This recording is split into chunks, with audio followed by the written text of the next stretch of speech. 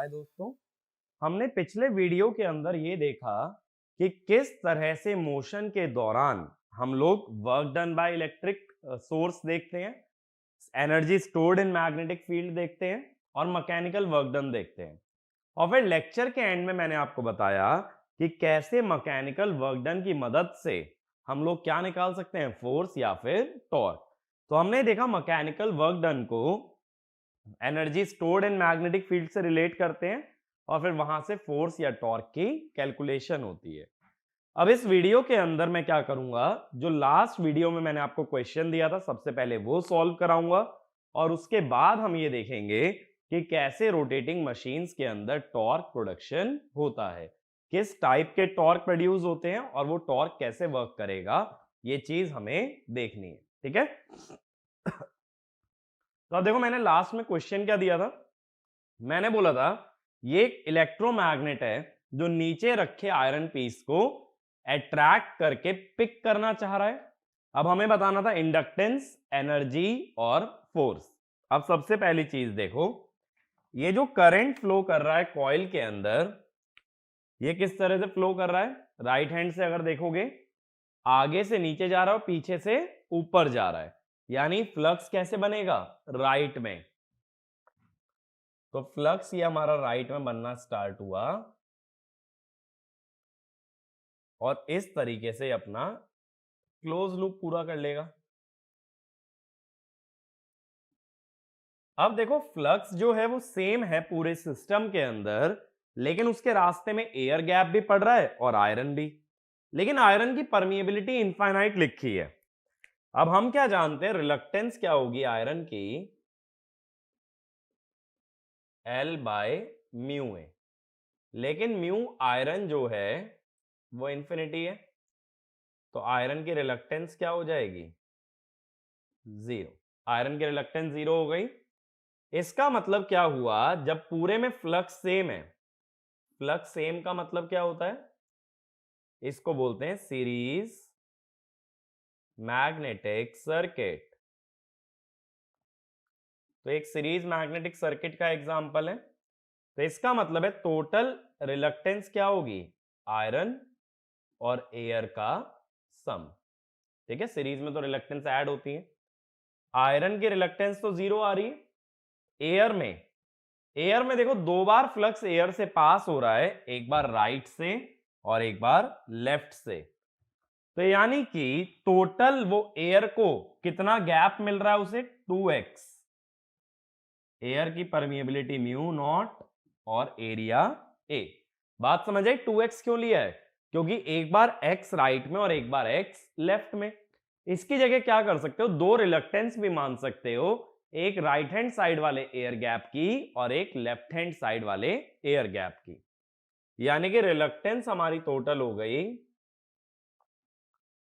2x by mu naught ए।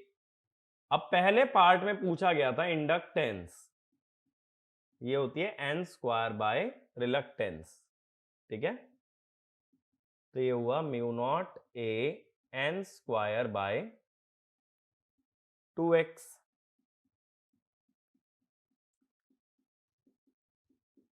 अब ये area A कितना दे रखा है हमें क्वेश्चन में, बताओ। एरिया दिया था 1 सेंटीमीटर स्क्वायर, 1000 टर्न्स थे तो n स्क्वायर हुआ 10 की पावर 6 और x था 0.5 mm।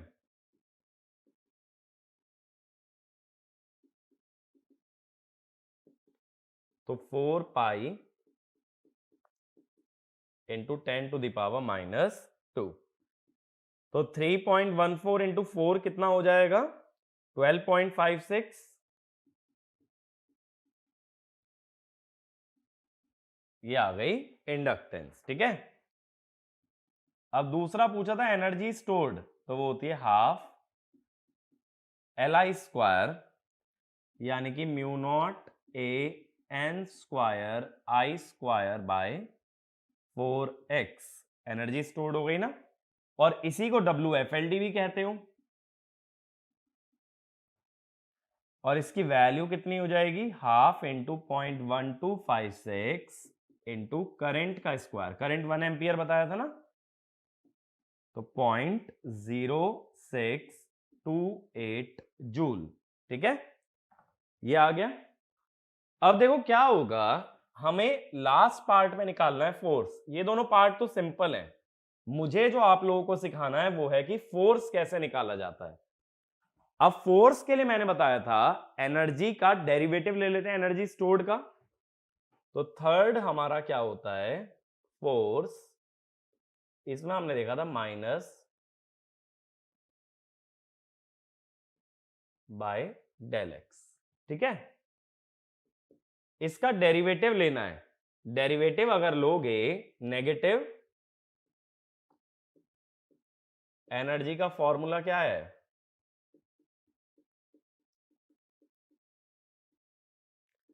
ये ध्यान रखना, ऐसा मत कर देना कि एनर्जी तो 0.0628 है, इसका डेरिवेटिव 0। वैल्यू का नहीं, एक्सप्रेशन का डेरिवेटिव लेना है। अब 1/x का डेरिवेटिव -1/x², एक माइनस बाहर पहले से है, तो minus minus plus 4 pi into 10⁻⁻7, 10⁻⁻4, n² 10⁻6, 1² 4 into 0.25, 10⁻⁻6।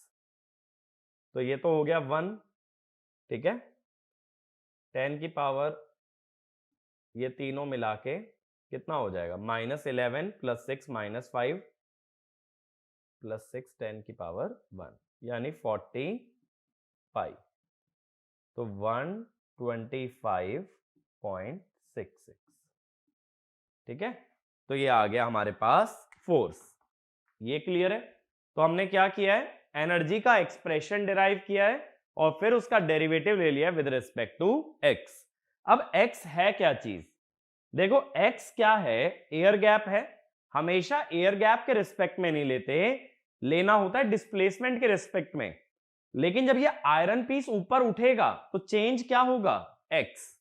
इसीलिए हमने एक्स के रिस्पेक्ट में ले लिया, because whenever iron piece is displaced air gap will reduce. तो ये वाला भी पॉइंट लिख लेना, derivative needs to be taken, derivative needs to be taken with respect to displacement, with respect to displacement of the moving part, with respect to displacement of the moving part,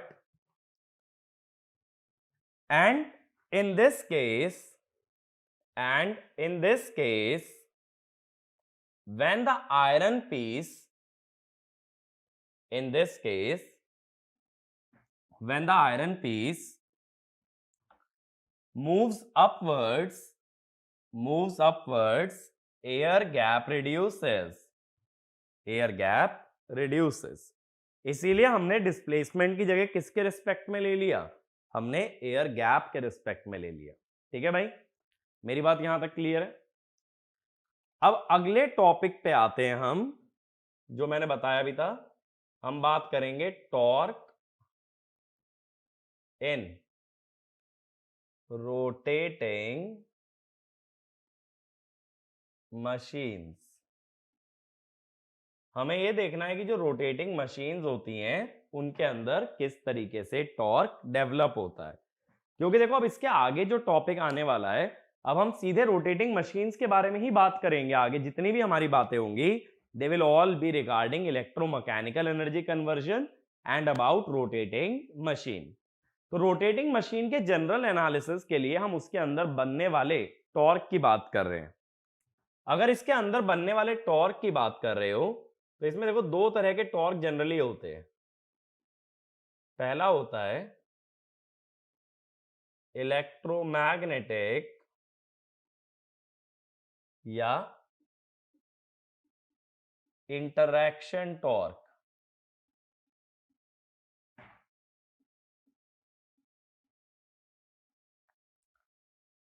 अब देखो कुछ concept में यहां rotating machine के use करूंगा जो कि आगे चल के पढ़ने वाले हैं। ठीक है, बट छोटी छोटी बातों पे ना ध्यान देना। ऐसा जरूरी नहीं है कि हर चीज पहले से रोटेटिंग मशीन की पता हो तभी ये चीज समझ सकते हो, ऐसा बिल्कुल भी नहीं है।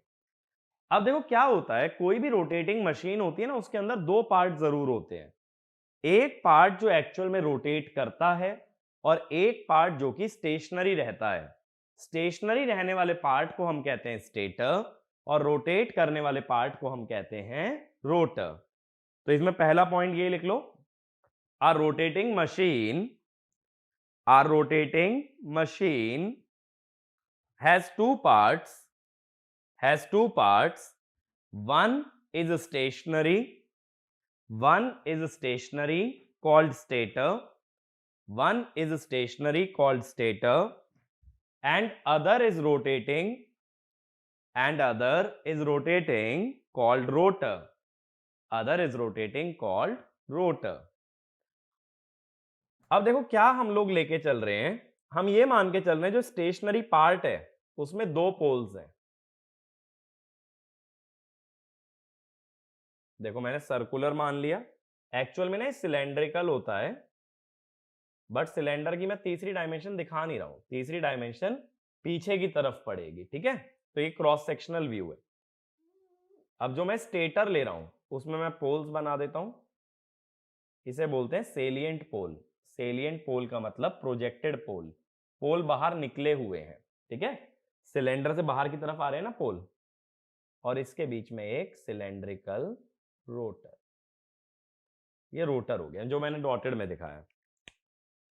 अब देखो मुझे यहां पोल्स क्रिएट करने हैं स्टेटर पे, तो मैं क्या करता हूं, यहां एक कॉइल वाउंड कर देता हूं, ठीक है। अब कॉइल में कैसे वाउंड कर रहा हूं कि इसमें करंट डॉट है, इसमें क्रॉस, इसमें डॉट है, इसमें क्रॉस। अब देखो करंट कैसे जा रहा है, उधर से डॉट आ रहा है, नीचे से क्रॉस, तो करंट कैसे जाएगा, सॉरी मैग्नेटिक फील्ड कैसे जाएगी, बाहर। इधर डॉट और नीचे क्रॉस, तो आगे से करंट बाहर, नीचे से अंदर, मैग्नेटिक फील्ड अंदर की तरफ। तो मैग्नेटिक फील्ड जो है इस टाइप से जाएगी, इधर से लेफ्ट से बाहर, राइट से अंदर। तो जहां से बाहर जा रही है वो पोल कौन सा होता है, नॉर्थ, और जहां से एंटर करे वो साउथ। लेकिन ये भी जानते हैं magnetic field close path complete करती है और मैग्नेट के अंदर साउथ से नॉर्थ फ्लो करती है। तो देखो मैग्नेट के अंदर साउथ से नॉर्थ आ रही है, मैग्नेट के अंदर साउथ से नॉर्थ आ रही है। तो ये किसकी मैग्नेटिक फील्ड बन गई, स्टेटर की। स्टेटर माने जो स्टेशनरी पार्ट है, जो आउटर पार्ट है, उसमें मैंने वाइंडिंग लगा के दो पोल क्रिएट किए हैं, नॉर्थ पोल और साउथ पोल।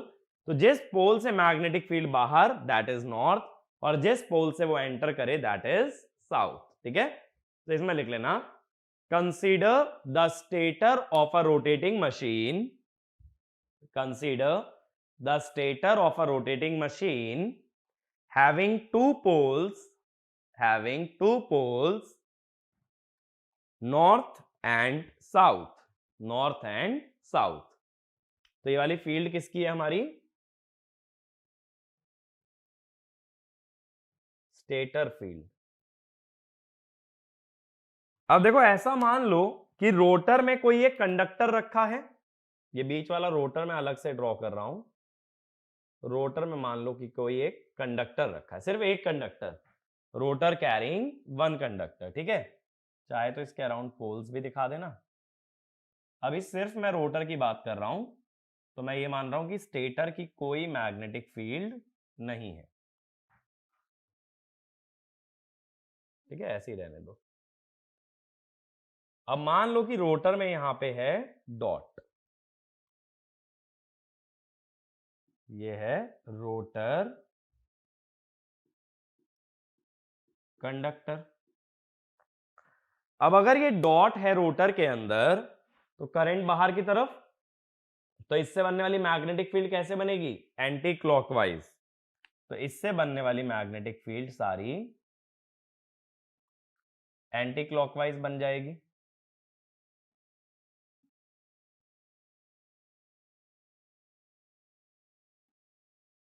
ठीक है, इस टाइप से। तो ये मैग्नेटिक फील्ड बन गई। अब देखो अपने पास अगर ओवरऑल देखा जाए तो दो मैग्नेटिक फील्ड हो गई, एक तो भाई स्टेटर की और एक रोटर की। अगर टोटल मैग्नेटिक फील्ड चाहिए तो वो क्या होगी, दोनों का सम। ठीक है, तो इसमें लिखना consider the rotor containing only one conductor whose magnetic field is shown, ठीक है। तो दो मैग्नेटिक फील्ड हैं, एक स्टेटर और एक रोटर। तो ऐसा मानो कि सिस्टम के अंदर ना अब दो मैग्नेट है। अब देखो, अभी तक हमने जितना भी पढ़ा था एनर्जी कन्वर्जन में, वहां एक ही कॉइल होती थी, एक ही मैग्नेटिक फील्ड होती थी और वही क्या बनाती थी, फोर्स। अब मैं क्या कर रहा हूं, दो मैग्नेट ले रहा हूं या दो मैग्नेटिक फील्ड ले रहा हूं, एक स्टेटर और एक रोटर की। अब देखो आगे क्या होगा, जब स्टेटर पे भी पोल्स हों और रोटर भी मैग्नेटिक फील्ड बना ले, तब क्या होगा। स्टेटर में मैंने करंट की मदद से पोल्स दिखाए थे ना, डॉट क्रॉस करंट आ गया, और भाई अपना रोटर भी मैग्नेटिक फील्ड बना रहा है यहां पे। तो दोनों मैग्नेटिक फील्ड को क्या करना पड़ेगा, ऐड करना पड़ेगा। अब देखो, स्टेटर की जो मैग्नेटिक फील्ड है वो लेफ्ट से राइट की तरफ है, रोटर वाली ऊपर में तो लेफ्ट जा रही है और नीचे में राइट। लेकिन स्टेटर की मैग्नेटिक फील्ड सिर्फ किस तरफ है, राइट। तो जब रोटर और स्टेटर दोनों की राइट होगी तो ऐड हो जाएगी, और जहां एक की राइट और एक की लेफ्ट होगी तो वो सबट्रैक्ट हो जाएगी। तो इसमें लिखना stator and rotor field are opposite to each other at the top and parallel to each other at the bottom so effective magnetic field increases at the bottom and decreases at the top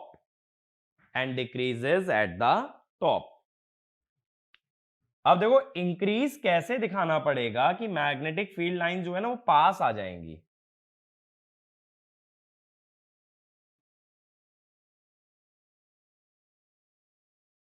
इस type से। यहां मैं rotor का conductor भी दिखा देता हूं दोबारा ड्रॉ करके। नीचे की तरफ पास आ जाएंगी और ऊपर की तरफ ना दूर चली जाएंगी। कम होने का मतलब है दूर चले जाना। तो देखो, नीचे वाली ज्यादा पास पास है और ऊपर वाली दूर दूर है। इसका मतलब नीचे में लाइंस की क्लोजनेस बढ़ गई। क्लोजनेस बढ़ने का मतलब होता है डेंसिटी बढ़ना। क्लोजनेस इंक्रीजेस माने फ्लक्स डेंसिटी इंक्रीजेस, जैसे फेरोमैग्नेटिक मटेरियल में ही बताया था। और यहां पे फ्लक्स डेंसिटी कम हो गई।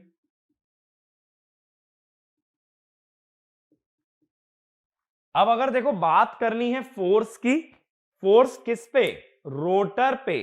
किसकी वजह से, स्टेटर की वजह से।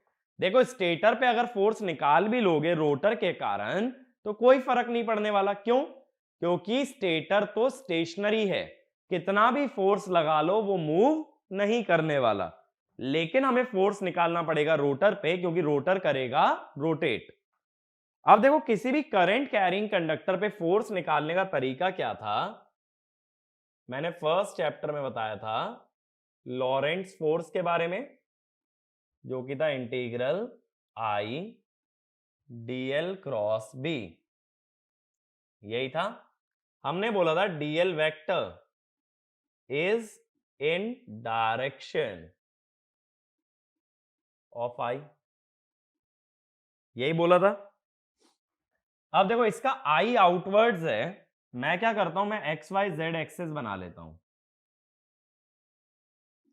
X Y Z. इसका जो करंट है वो आउटवर्ड्स है, यानी जो डीएल वेक्टर बनेगा वो बनेगा डीएल ए एक्स कैप। और स्टेटर से बनने वाली magnetic field right hand side है, यानी बी वेक्टर है बी ए वाई कैप। अब हमें डीएल क्रॉस बी करना है। डीएल क्रॉस बी माने ax cross ay। ax cross ay किस तरफ होगा? az। i क्रॉस j होता है k। यानी इस पे जो फोर्स लगेगा रोटर के कंडक्टर पे, ये लगेगा ऊपर की तरफ। ठीक है, तो force is towards z axis और अपवर्ड्स।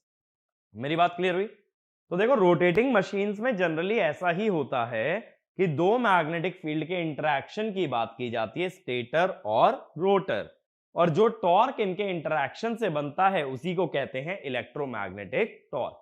यानी ये जो कंडक्टर पे टॉर्क आया ना, जिसको मैंने फोर्स की टर्म्स में दिखाया अपवर्ड्स, ये कौन सा टॉर्क है? Electromagnetic.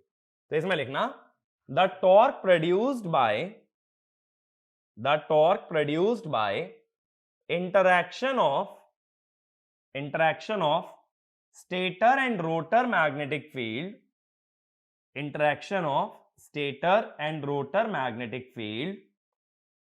is called as electromagnetic torque, ठीक है, दोनों के इंटरैक्शन से बनेगा। अब इसके बाद अगला केस मैं क्या करता हूं कि मैं रोटर पे एक कंडक्टर की जगह ना पूरी कॉइल ही ले लेता हूं। अभी तो सिर्फ एक कंडक्टर बताया, तो उस कंडक्टर पे टॉर्क या फोर्स कैसे निकाला? By means of Lorentz force law. अब मैं पूरी एक कॉइल ले रहा हूं। देखो, नॉर्थ पोल के लिए मैंने डॉट क्रॉस दिखा दिए, साउथ के लिए भी डॉट क्रॉस शो कर दिए हैं।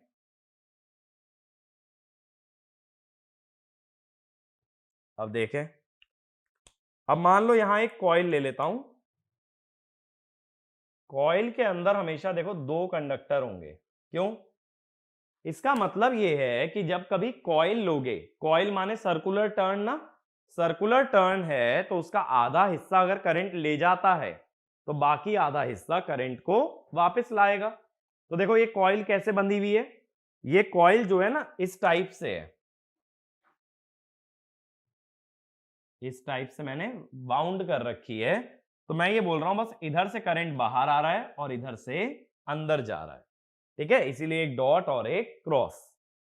अब इस कॉइल की मैग्नेटिक फील्ड कैसी बनेगी? देखो, इधर से करंट अंदर और लेफ्ट से करंट बाहर, तो इसकी मैग्नेटिक फील्ड बनेगी अपवर्ड्स, इस टाइप से बनेगी ना। तो ये है बी रोटर। अब किसी भी मैग्नेट के अंदर जो मैग्नेटिक फील्ड होती है वो जाती है साउथ पोल से नॉर्थ पोल, और बाहर नॉर्थ पोल से south pole.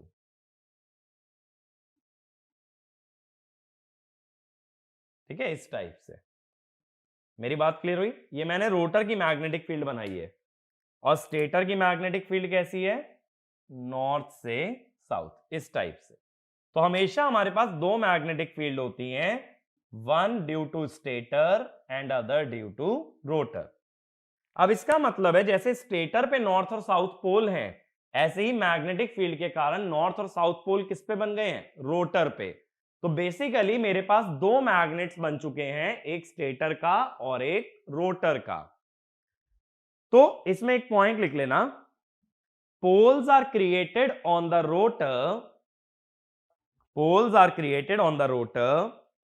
due to rotor magnetic field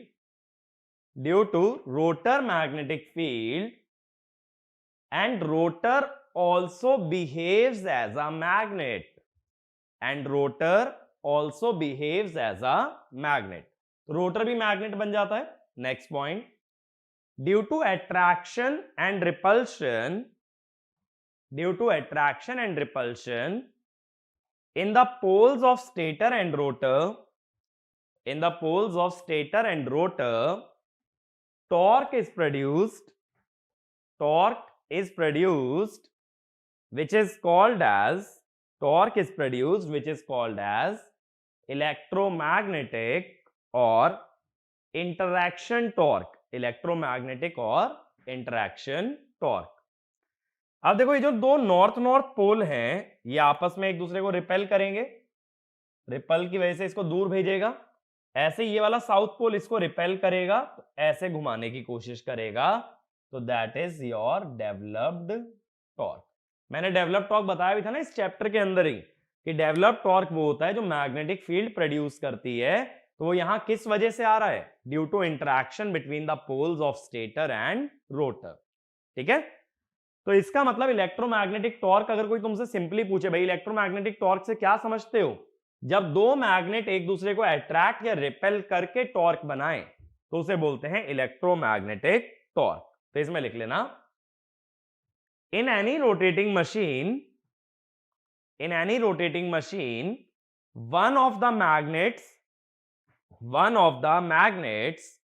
is kept fixed, one of the magnets is kept fixed while the other magnet is free to move, and when the fixed magnet applies a force on free magnet, the free magnet rotates। जैसे यहां rotor पे torque लगा तो rotor घूमेगा, rotor को ही मैं free magnet कह रहा हूं और स्टेटर को कह रहा हूं फिक्स मैग्नेट। ठीक है, अब देखो एक सिंपल सी इलेक्ट्रिकल मशीन का एग्जांपल लेते हैं।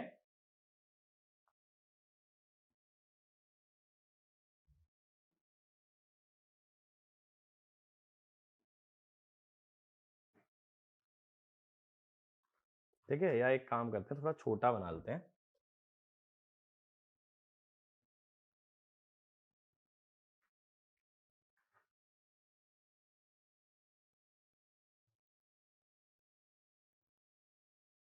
ये मान लो अपना स्टेटर वाला पार्ट हो गया। स्टेटर में इस बार मैं सेलिएंट पोल्स नहीं दिखा रहा, स्टेटर को भी मैं सिलेंड्रिकल दिखा रहा हूं और इसके अंदर रखे रोटर को भी मैं सिलेंड्रिकल दिखा रहा हूं।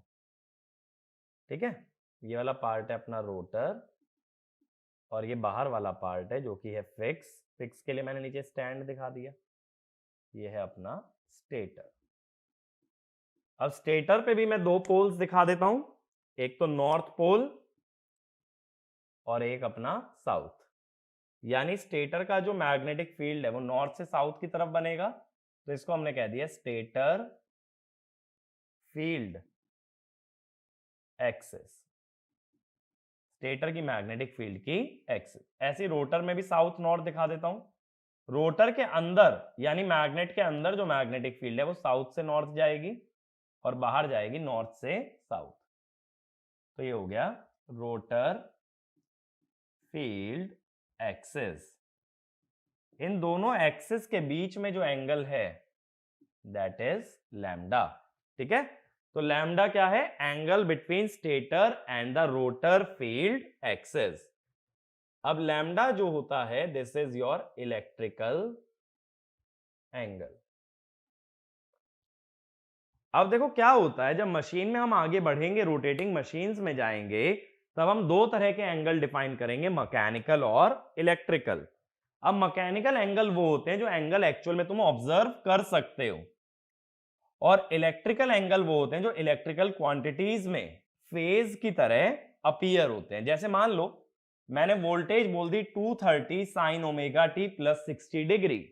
इसमें जो 60 डिग्री है ना, ये इलेक्ट्रिकल एंगल है जो वोल्टेज या करंट के अंदर आ रहा है।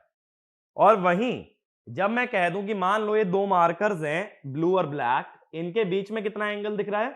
90 डिग्री, तो ये है मैकेनिकल एंगल। तो जो angle physically observable that is mechanical angle, and the angle in electrical quantities is your electrical angle. Magnetic quantities में भी ले लेते हैं इलेक्ट्रिकल एंगल। अब देखो इसका डेरिवेशन बाद में चल के करेंगे, बट ये ध्यान रखना electrical angle is P/2 mechanical angle, where P is the number of poles। ये आगे चल के मैं डेराइव भी कर दूंगा और अच्छे से ये चीज एक्सप्लेन करूंगा इलेक्ट्रिकल और मैकेनिकल एंगल क्या चीज है। ठीक है, अभी के लिए बस इतना याद रखो। तो ये लैम्डा जो है वो इलेक्ट्रिकल में चल रहा है। अब देखो हमारे पास दो मैग्नेटिक फील्ड हो गई, एक तो ये स्टेटर वाली, इसको मैंने एफएस बोल दिया, स्टेटर एमएमएफ, और एक ये रोटर वाली, इसको मैंने बोल दिया एफआर, और दोनों के बीच का एंगल लैम्डा।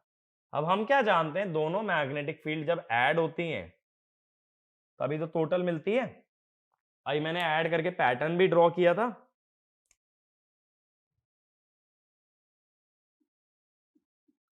तो ये होता है एफ आर।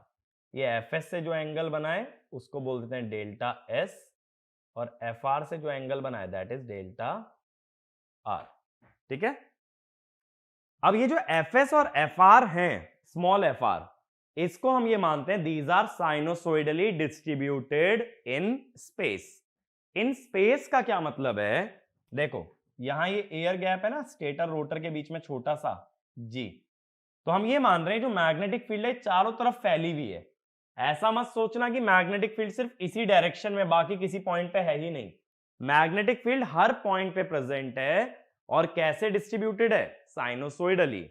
ठीक है, जिसमें से मैक्सिमम किसके अलोंग है, इस लाइन के अलोंग, इस लाइन के अलोंग है ना। अच्छा ऐसे सोच लो, एक और तरीका बताता हूं, ये है एफ एस। अब मान लो मैं पूछूं भाई थीटा एंगल पे कितना होगा इसका कंपोनेंट, तो तुम क्या बोल दोगे, ऐसे तो बोल दोगे। तो यही चीज मैं बोल रहा हूं कि किसी भी एंगल पे निकालोगे तो साइनोसोइडल डिस्ट्रीब्यूशन आने वाला है, ऐसा हम मान के चल रहे हैं। तो एक पॉइंट लिख लेना, cap F S and F small R, ये वाला F R, F S and F R sinusoidally distributed in space, are sinusoidally distributed in space, having maximum value fs and fr, having maximum value fs and fr along their respective axes, along their respective axes। यानी जो maximum value है stator वाले की वो stator axis के along है, rotor वाले की मैक्सिमम वैल्यू रोटर एक्सिस के अलोंग है। ठीक है, और दोनों डिस्ट्रीब्यूटेड कैसे हैं, साइनोसोइडली। अब अगर इनके रिजल्टेंट निकाला जाए पैरेललोग्राम लॉ से तो क्या बोलोगे, F resultant is F S square plus F R square two F S F R cos lambda. ठीक है, तो ये आ गया दोनों का रिजल्टेंट। ठीक है, अब इस फेजर सॉरी इस वेक्टर डायग्राम के अंदर और हम लोग क्या बात कर सकते हैं,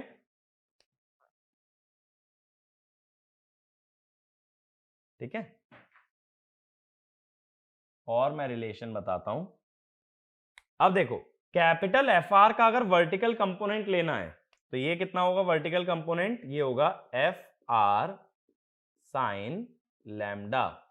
वर्टिकल कंपोनेंट तो स्मॉल एफ आर से भी आ सकता है, स्मॉल एफ आर से कितना आएगा वर्टिकल कंपोनेंट, एक सेकेंड, साइन डेल्टा आर होगा, साइन डेल्टा एस, हाँ डेल्टा एस, और स्मॉल एफ आर से अगर निकालोगे small F R sine lambda. मेरी बात को समझो, ये वाली लेंथ की मैं बात कर रहा हूं, ये लेंथ, ये जो लेंथ है ये एफ आर वाले वेक्टर से भी आ सकती है या कैपिटल एफ आर वाले से भी आ सकती है। ऐसे ही अगली बात अगर करते हैं, अगर मुझे यहां पे स्मॉल एफ एस को तोड़ना है, स्मॉल एफ एस को या कैपिटल एफ आर को मुझे तोड़ना है, स्मॉल एफ एस और उसके परपेंडिकुलर, यानी मुझे दो डायरेक्शन में तोड़ना है, एक तो एफ एस और एक इसके परपेंडिकुलर, ये तो मैं तोड़ चुका ऑलरेडी। और अगर एफ आर और एफ आर के परपेंडिकुलर तोड़े इस टाइप से, यानी ये जो कैपिटल एफ आर है इसे मैं दो डायरेक्शन में रिजॉल्व कर रहा हूं, एक तो एफ आर के अलोंग और एक उसके परपेंडिकुलर, तो क्या होगा बताओ, कैपिटल एफ आर जो इस डायरेक्शन में होगा वो होगा F R cos delta R, और परपेंडिकुलर होगा F R sine delta are. ठीक है, F R sine delta are आएगा, परपेंडिकुलर डायरेक्शन में जो कंपोनेंट आएगा वो किसकी वजह से आएगा, स्मॉल एफ आर का खुद का कंपोनेंट तो अपने परपेंडिकुलर नहीं हो सकता, तो ये किसका हो सकता है? ये हो सकता है तो सिर्फ इसका एफएस का, एफएस साइन लैम्डा। तो देखो मेरे पास दो रिलेशन है, F R sine delta S equal to F R sine lambda, F R sine delta R, F S sine lambda. तो देखो मैंने पहले क्या किया, कैपिटल एफ आर को एफ एस के अलोंग और एफ एस के परपेंडिकुलर तोड़ा, उससे रिलेशन आया। फिर ऐसे ही कैपिटल एफ आर को एफ आर के पैरेलल और एफ आर के परपेंडिकुलर तोड़ा तो दूसरा रिलेशन आया। ये दो रिलेशन मेरे पास आ चुके हैं, ठीक है। अगला पॉइंट लिखना, assume that air gap G, assume that air gap G is much smaller than radius of machine, ठीक है। स्टेटर या रोटर का जो भी रेडियस है उससे बहुत छोटा है ये G। अगला point, stator and rotor have infinite permeability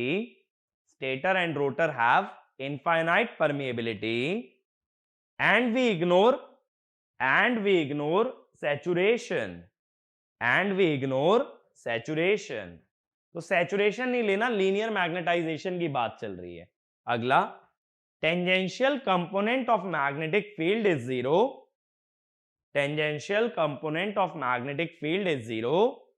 and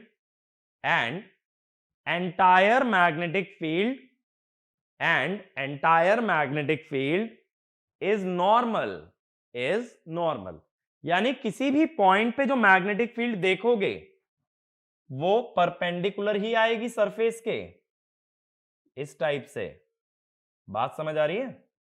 perpendicular है, कोई भी टेंजेंशियल नहीं है किसी भी पॉइंट पे, सारी मैग्नेटिक फील्ड कैसे है? परपेंडिकुलर, ठीक है। यहां तक मेरी बात क्लियर है? उम्मीद करता हूं ये वाला रिलेशन भी समझ आया होगा।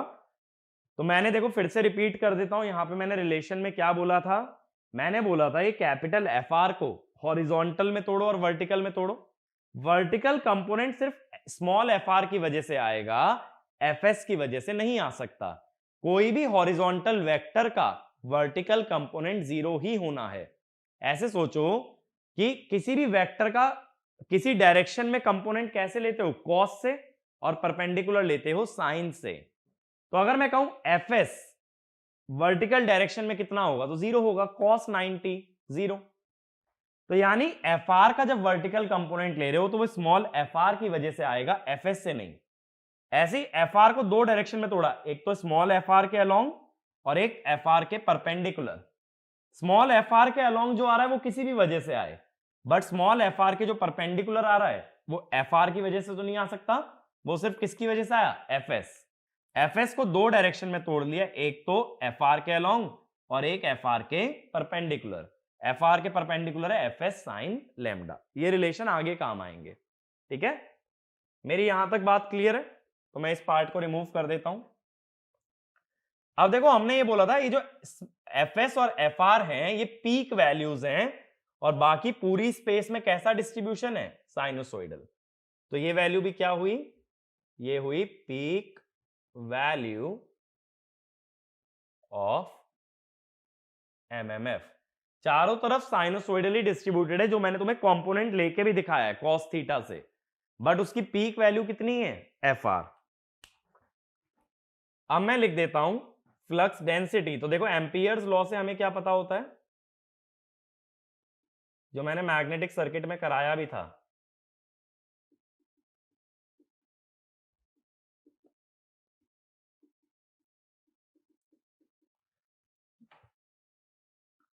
इसका मतलब HP into G is F R, तो HP is F R by ji.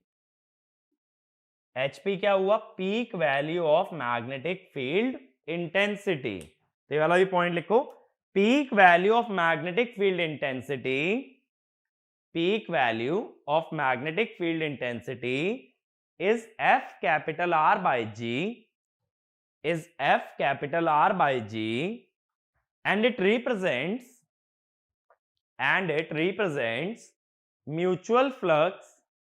It represents mutual flux because leakage flux does not produce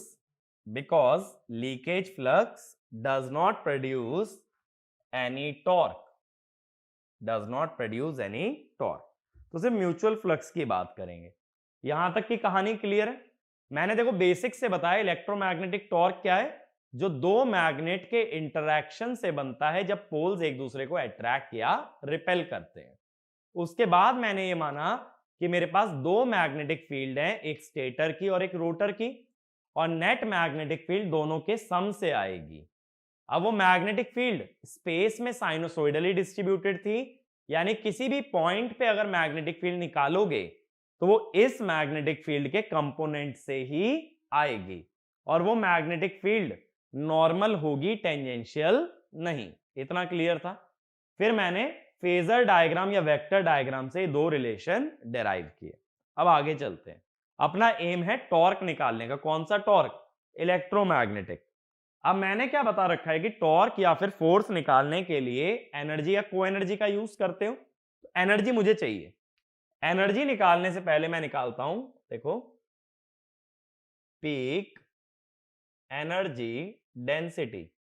मैंने ये चीज भी बताई थी कि एनर्जी डेंसिटी कैसे आती है मैग्नेटिक फील्ड की। ये होती है B square by 2 mu naught. Air gap की परमिएबिलिटी लोगे ना, या बी को अगर म्यू एच लिखते हो तो half mu naught H P square, peak value ये आ जाएगी। तो mu naught F R square by 2g square. HP की जगह मैंने एफ आर बाय जी रख दिया। अब इसके बाद अगर मैं कहूं पीक एनर्जी चाहिए, एनर्जी डेंसिटी की जगह मुझे क्या चाहिए? एनर्जी। एनर्जी अगर चाहिए तो एनर्जी डेंसिटी में मल्टीप्लाई करोगे वॉल्यूम। अब वॉल्यूम कितनी लोगे? वॉल्यूम अगर ली जाए तो कैसे लिखी जाएगी? बताओ भाई, वॉल्यूम कैसे लिखोगे? वॉल्यूम लिखने के लिए हमें क्या लेना पड़ेगा? Curved surface area multiplied by air gap. Curved surface area होगा सिलेंडर का 2 पाई आर एल इंटू जी। देखो, कहने का मतलब ये है, मेरे पास ना दो कोएक्सियल सिलेंडर हैं जिनके बीच में बहुत छोटा सा एयर गैप है, यानी दोनों के रेडियस ऑलमोस्ट क्या है? बराबर हैं। मुझे बीच की ये वॉल्यूम चाहिए। तो देखो, एक तो तरीका क्या होगा कि दोनों की वॉल्यूम्स का डिफरेंस ले लो,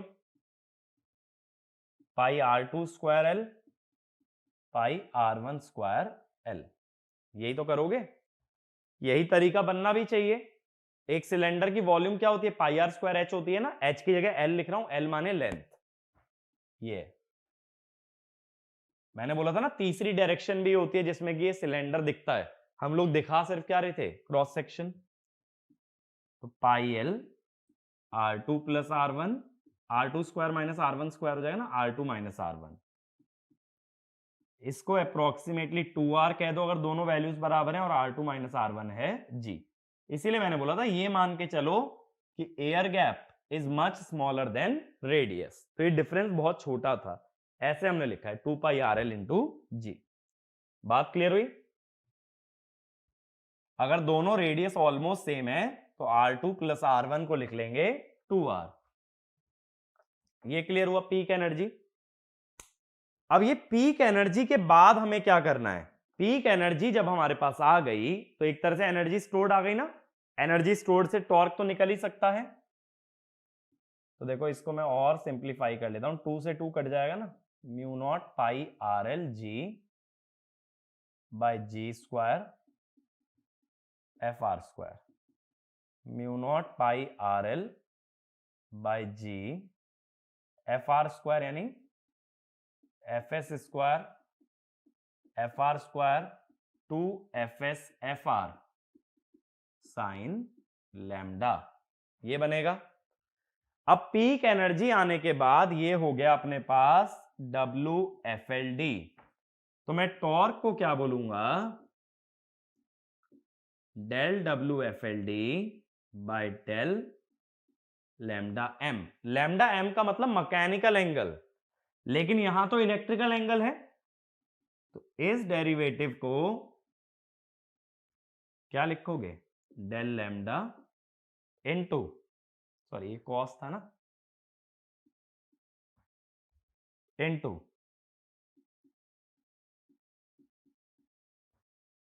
अब हमें क्या पता है कि लैम्डा कितना था, मैंने बताया था ना electrical angle is P by 2 times mechanical angle.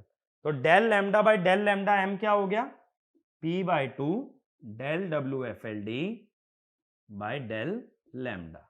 ठीक है, एंगल के रिस्पेक्ट में डिफरेंशिएट करोगे तो क्या मिलेगा, टॉर्क, और डिस्टेंस के रिस्पेक्ट में डिफरेंशिएट करने से मिलता है फोर्स। अब देखो इसका डेरिवेटिव लोगे अगर, तो क्या होगा, P by 2 mu naught pi R L by G, F S square का डेरिवेटिव 0, एफ आर स्क्वायर का 0, 2 F S F R cos lambda, तो -2 F S F R sine lambda, यानी इलेक्ट्रोमैग्नेटिक टॉर्क आ गया -P mu naught pi R L by G F S F R sine of lambda. ठीक है, यही बन रहा है ना, यही आ रहा है भाई, mu naught F R square by 2g square. यहां पे कोई कैलकुलेशन मिस्टेक तो नहीं है ना, एक तो 2 से 2 कट गया, एक P बाई 2 था, एक सेकंड देख लेते हैं। अभी ना यहां पे ठीक है, एक काम और करना पड़ेगा, ये जो आई है हमारे पास पीक वैल्यू आ गई टॉर्क की, अगर टॉर्क की एवरेज वैल्यू हमें लेनी है, अभी हमने क्या निकाल लिया है, पीक वैल्यू, अगर मैं एवरेज वैल्यू निकालना चाहता हूं, देखो क्या होगा, एफ एस भी साइनोसोइडली डिस्ट्रीब्यूटेड है जैसे मान लो कॉस थीटा, और ये एफ आर भी साइनोसोइडली डिस्ट्रीब्यूटेड है जैसे कॉस थीटा, तो हम ये कह सकते हैं टॉर्क जो प्रोपोर्शनल आएगा वो कॉस स्क्वायर थीटा क्या आएगा। टॉर्क की जब एवरेज वैल्यू निकालोगे तो वो कितनी आ जाएगी, कॉस स्क्वायर का एवरेज हाफ होता है, तो इसलिए एक 2 का फैक्टर आ जाएगा,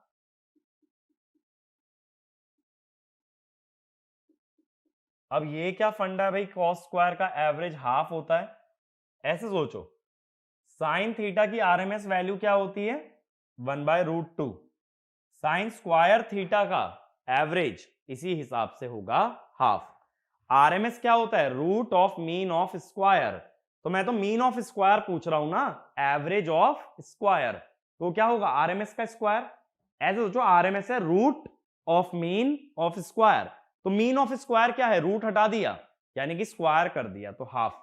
ठीक है, तो ये वैल्यू आ गई। इसी के और फॉर्मूले क्या हो सकते हैं, अब आगे देखें, इसी के और फॉर्मूले हम लोग क्या लिख सकते हैं,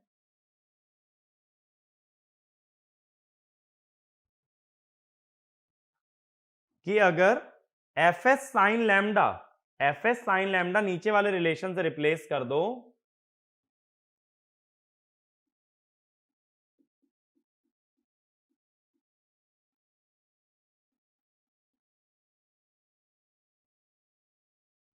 F S sine lambda replace कर दें तो F R, F S sine lambda की जगह क्या लिख दोगे, F capital are sine delta R.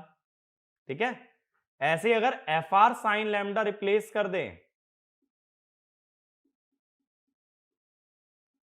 F R sine lambda अगर रिप्लेस कर दो फर्स्ट रिलेशन से, तो F S F R sine delta S.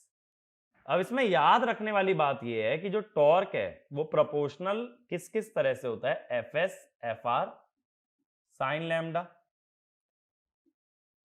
F R F capital are sine delta R, F S F R sine delta S. यानी कोई भी दो MMF उठा लो और मल्टीप्लाई कर दो sine of angle between them, चाहे तो स्टेटर रोटर, रोटर और रिजल्टेंट, स्टेटर और रिजल्टेंट, कोई भी दो एमएमएफ और उनके बीच का एंगल अगर जानते हो तो we can find the value of torque. तो इसमें लिखना electromagnetic torque, electromagnetic torque is proportional to product of the two mmf, product of the two mmf and sine of angle between them, and sine of angle between them।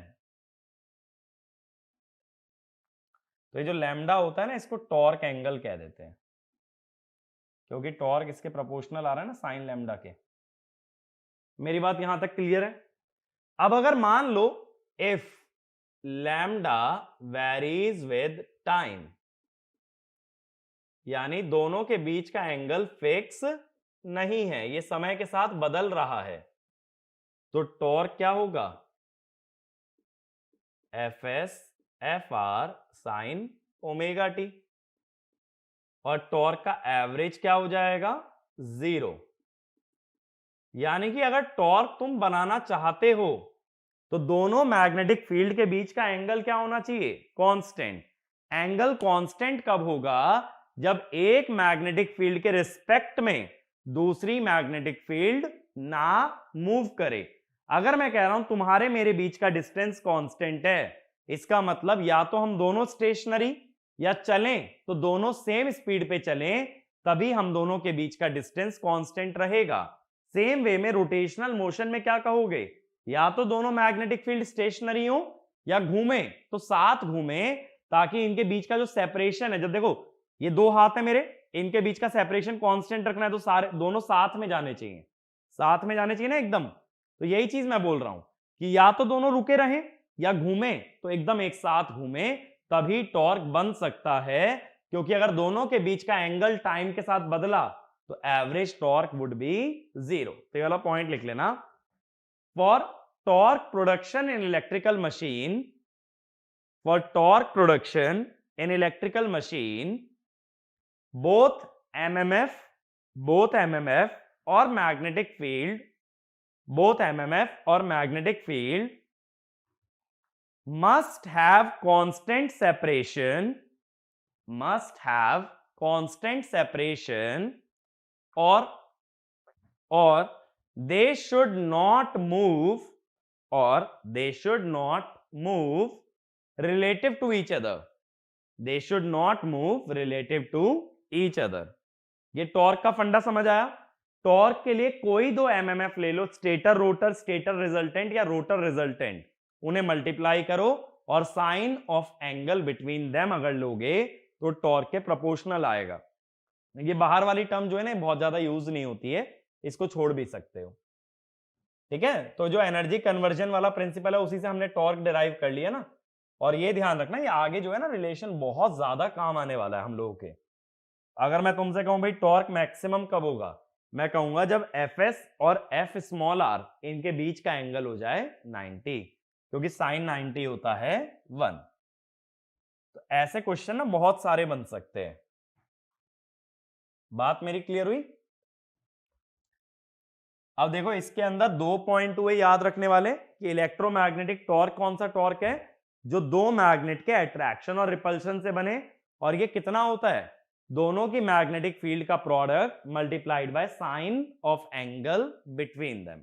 इतना अगर हमें पता है तो हम लोग टॉर्क निकाल सकते हैं। तो नेक्स्ट टॉर्क जो हमारे पास आता है that is called as your second is reluctance torque, ठीक है। पहला टॉर्क हमने देखा इलेक्ट्रोमैग्नेटिक और इंटरेक्शन टॉर्क, दूसरा होता है रिलक्टेंस टॉर्क। अब देखो रिलक्टेंस टॉर्क तब बनता है जब स्टेटर और रोटर के बीच में जो रिलक्टेंस आ रही है वो कांस्टेंट ना हो, वो यूनिफॉर्म ना हो। और रिलक्टेंस किस पे डिपेंड करता है? एयर गैप पे। तो मैं ये कह देता हूं जब स्टेटर रोटर के बीच का एयर गैप यूनिफॉर्म नहीं होता then reluctance torque is produced. तो इसमें लिखना reluctance torque is only produced if the air gap or reluctance between stator and rotor is not uniform. तो देखो एक एग्जांपल मैं लेता हूं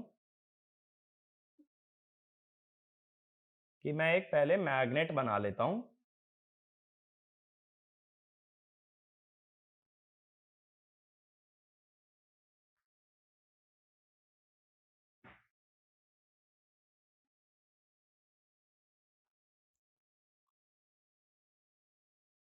ठीक है, इस टाइप का हमने एक मैग्नेट ले लिया जिसके अंदर की दो पोल्स हैं हमारे, नॉर्थ पोल साउथ पोल। अब मान लो ऐसे एक रोटर है, ठीक है। तो अब देखो नॉर्थ और साउथ के बीच में जो एयर गैप है ना वो डिपेंड करता है रोटर की पोजीशनिंग पे। अब क्या होगा जब ये नॉर्थ पोल साउथ पोल अपना मैग्नेटिक फील्ड बनाएंगे, तो मैग्नेट के अंदर जो मैग्नेटिक फील्ड है वो जाएगी तुम्हारी साउथ से नॉर्थ, और मैग्नेट के बाहर ये जाएगी नॉर्थ से साउथ, ठीक है। लेकिन आयरन से पास होने की कोशिश करेगी। अब जैसे ये आयरन से पास होती है तो आयरन में बने हुए डाइपोल्स, फेरोमैग्नेटिक मटेरियल है ना, तो मैग्नेटिक फील्ड से अलाइन होना स्टार्ट हो जाते हैं, ऐसे अलाइन हो जाएंगे। अब देखो अगर अंदर के पोल्स कैंसिल कर लो और सिर्फ बाहर बाहर के पोल्स देखो, तो इधर बन गया साउथ और इधर बन गया नॉर्थ। ये साउथ को नॉर्थ अट्रैक्ट करेगा, ये नॉर्थ को साउथ अट्रैक्ट करेगा, तो ये रोटर घूमेगा और रोटर घूम के क्या कोशिश करेगा, पोल्स के अलोंग अलाइन होने की, ठीक है। और ऐसा क्यों करेगा कि जब रोटर पोल्स के अलोंग आ गया, फ्लक्स का जो रास्ता है वो छोटा हो जाएगा। फ्लक्स का रास्ता अगर छोटा हो गया then flux gets a path of minimum reluctance. इसीलिए भी इसको रिलक्टेंस टॉर्क कहते हैं, क्योंकि फ्लक्स हमेशा कोशिश करता है मिनिमम रिलक्टेंस का रास्ता अचीव करने की, और उस रास्ते को ढूंढने के लिए वो क्या करता है कि रोटर को स्टेटर के अलोंग अलाइन करता है। रोटर अगर स्टेटर के अलोंग आ गया तो फ्लक्स को मिनिमम रिलक्टेंस का पाथ मिल जाएगा, ठीक है। और उसी के लिए वो क्या अप्लाई करता है, टॉर्क। यानी अगर रोटर स्टेटर के अलोंग आ जाए तो रिलक्टेंस टॉर्क बनेगा क्या, नहीं बनेगा। अगर अलाइनमेंट मिल गया तो बनेगा ही नहीं। अलाइनमेंट जब तक नहीं मिलता तब तक टॉर्क प्रोड्यूस होता है। तो ये वाला पॉइंट लिखना, the flux tries to achieve a path of minimum reluctance and in order to achieve minimum reluctance it tries to align rotor along stator and if rotor gets aligned along stator, zero reluctance torque is produced, ठीक है। अगर align हो गए तो torque हो जाएगा zero. But alignment क्यों चाह रहा है, ताकि रिलक्टेंस को मिनिमाइज कर पाए। तो देखो दो तरह के टॉर्क हमने देखे, इलेक्ट्रोमैग्नेटिक और इंटरैक्शन टॉर्क, और दूसरा था हमारा रिलक्टेंस टॉर्क। इसमें ज्यादा कॉमन होता है इलेक्ट्रोमैग्नेटिक टॉर्क, जिसमें हमने देखा फॉर्मूला हमने क्या डिराइव किया, P/2 माइनस साइन जो था ना वो बस ये बताता है कि एंगल कम करने की कोशिश की जा रही है। इसमें जो ये वाला पार्ट है ना ये अपने लिए इंपॉर्टेंट है, और मैंने ये भी बताया कि F S F R sine delta S के भी वैल्यू के प्रोपोर्शनल आता है, या F R F capital are sine delta are.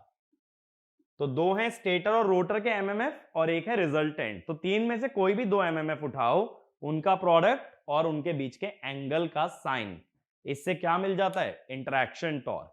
और हमने क्या बोला कि दोनों के बीच का रिलेटिव मोशन नहीं होना चाहिए, तभी टॉर्क नॉन जीरो आता है। और दूसरा सिंपली रिलक्टेंस टॉर्क, फ्लक्स को मिनिमम रिलक्टेंस चाहिए, उस रास्ते को पाने के लिए जब ये रोटर को घुमाए तो उसे बोलते हैं रिलक्टेंस टॉर्क। ठीक है, तो ये आगे के जो चैप्टर्स आएंगे ना रोटेटिंग मशीन के, वहां ये सभी टॉर्क हम लोग बार बार देखेंगे और ज्यादातर हम लोग ये वाला टॉर्क रेफर करने वाले हैं। तो इसीलिए मैंने यहां पे जनरल वे में डिराइव करा दिया एनर्जी को एनर्जी की टर्म्स में, ताकि अब आगे के लिए कॉन्सेप्ट क्लियर रहे और इस कॉन्सेप्ट को हम डायरेक्टली कैरी ओवर करेंगे रोटेटिंग मशीन्स में। ठीक है, तो अब आगे हम लोग रोटेटिंग मशीन पढ़ेंगे और उसमें भी हम लोग पहली मशीन जो स्टार्ट करेंगे that will be DC machine. तो मिलते हैं नेक्स्ट चैप्टर के अंदर। Thank you.